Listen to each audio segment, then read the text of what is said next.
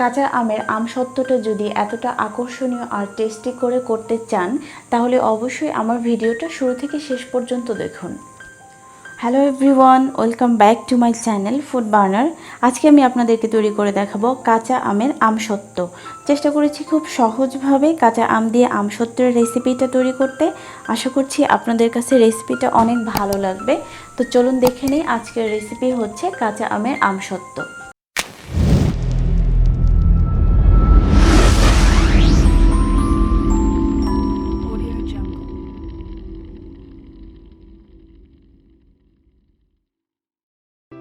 কাঁচা আমের আমসত্ত্ব করার জন্য আমি কাঁচা আমকে এভাবে কেটে নিয়েছি।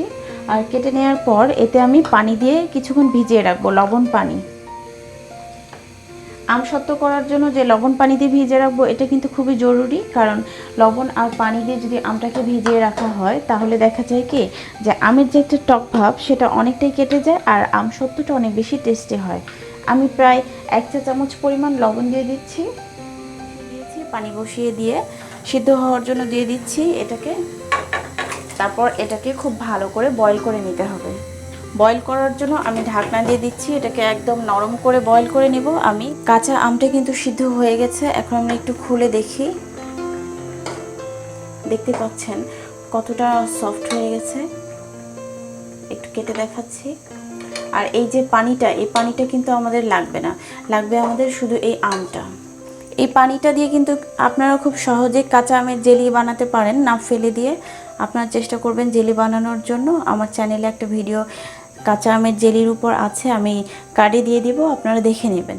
অনেকে দেখা যায় চালনি দিয়ে খুব ভালোভাবে চেলে নেয়, কিন্তু আমি সেটা করব না। আমি ব্লেন্ডারে ব্লেন্ড করে নেব, তাহলে অনেক বেশি মিহি হবে। এই আমের মিশ্রণটাকে খুব ভালো করে ব্লেন্ড করে নিচ্ছি। ব্লেন্ড করা হয়ে গেছে। অনেকেই দেখা যায় চালনিতে চামচ দিয়ে চেলে চেলে আস্তে আস্তে যে রসটা সেটা বের করার এক্সট্রা যে কিছু অংশ থাকে সেটা ফেলে দেয়, কিন্তু এই ব্লেন্ডারে ব্লেন্ড করলে সবগুলোই মিহি হয়ে যায়। এটা আমার কাছে খুব সহজ মনে হয়েছে আর খুব কম সময়ে করা যায়, সেজন্য আমি ব্লেন্ড করে নিয়েছি। এখন আমি চুলায় একটি ফ্রাই প্যান বসিয়ে দিয়েছি। ফ্রাই প্যান বসিয়ে দেওয়ার পর যা আমের পিউরিটা ব্লেন্ড করে রেখেছিলাম সেটা দিয়ে দিচ্ছি। আমের পিউরিটা দেওয়ার পর আমি এতে প্রায় 1 চা চামচ পরিমাণ লবণ দিয়ে দিচ্ছি। লবণটার কালার একটু চেঞ্জ হয়ে আসছে, কারণ আমি একটু টকের কারণে কালারটা চেঞ্জ হচ্ছে। ফুল 1 কাপ পরিমাণ চিনি দিয়ে দেব।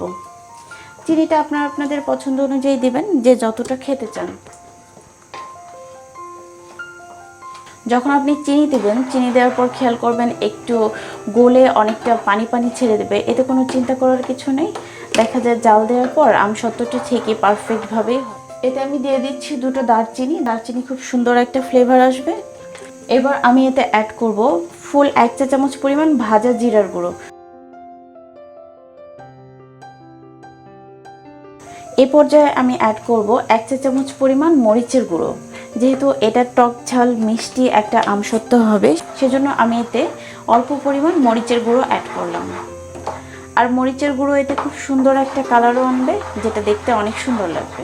তবে আপনারা চাইলে এর মধ্যে খুব সামান্য পরিমাণ অরেঞ্জ কালার দিতে পারেন। আমি খুব সামান্য অরেঞ্জ কালার অ্যাড করছি।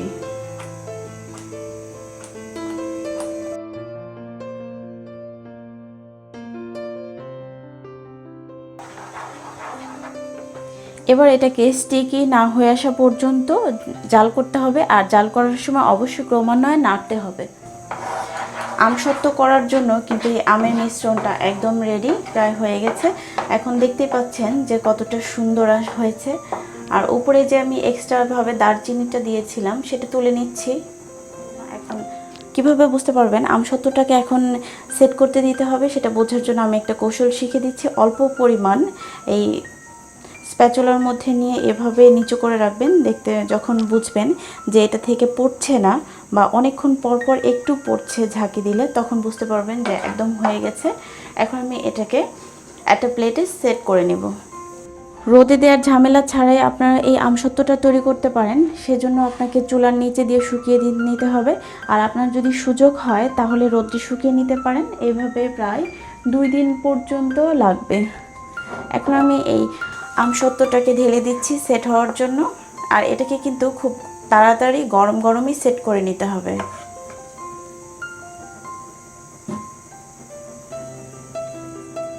আর সেট করার জন্য যে ট্রেটা আমি নিয়েছি, ট্রের মধ্যে কিন্তু আমি আগেই তেল ব্রাশ করে রেখেছিলাম। তেল ব্রাশ করে রাখলে দেখা যায় যে পরবর্তীতে আমসত্ত্বটা যখন তোলা হয় সেটা ওঠাটা খুব ইজি হয়। খুব সুন্দর করে ছড়িয়ে দিতে হবে একরকমভাবে। আর এই ছড়িয়ে দেওয়ার কাজটা কিন্তু গরম গরম থাকতেই করতে হবে, ঠান্ডা হতে দেওয়া যাবে না। আমি সেট করে নিয়েছি। এভাবে প্রায় 2 দিন পরিমাণ চুলার নিচে শুকিয়ে নেব অথবা রোদ্রে শুকিয়ে নিতে পারেন। এখন যদি ওভেনে করেন তাহলে ওভেনের সবচাইতে লোয়েস্ট টেম্পারেচারে এটাকে শুকিয়ে নেবেন মিডল র্যাকে রেখে। সেক্ষেত্রে হয়তো আপনার 4 ঘন্টা সময় লাগতে পারে, বা আপনি কাঁচা আমের আমসত্ত্বটা যতটা মোটা করতে চান আপনার ততটাই সময় লাগবে। এখন আমি চতুর্দিকটা খুব সুন্দর করে কেটে নিচ্ছি। আপনি যদি অনেক মোটা করেন তাহলে দেখা যায় মাইক্রোওয়েভে একটু বেশি সময় লাগবে, আর যদি একটু কম মোটা করেন, আমি কিন্তু অতটা মোটা করিনি, তাহলে আপনার হয়তো 4 থেকে 6 ঘন্টা পরিমাণ মাইক্রোওয়েভে সময় লাগতে পারে। আপনি যদি বাহিরে রেখে একটা এয়ারটাইট কন্টেইনারে রাখেন তাহলে অন্তত 6 মাস পর্যন্ত খুবই ভালো থাকবে।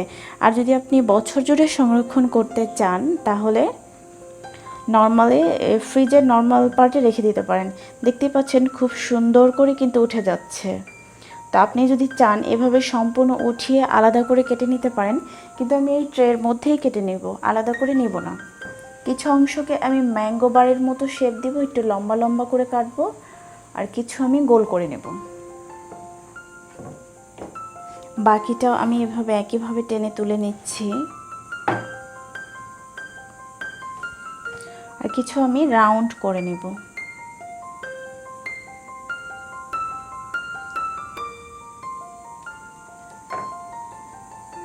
এতক্ষণ সময় নিয়ে আমার ভিডিওটা দেখলেন তাদের সবাইকে অনেক ধন্যবাদ জানাচ্ছি। ভিডিওটা আপনাদের কাছে অনেক ভালো লেগেছে, ভালো লাগলে অবশ্যই সাবস্ক্রাইব করবেন।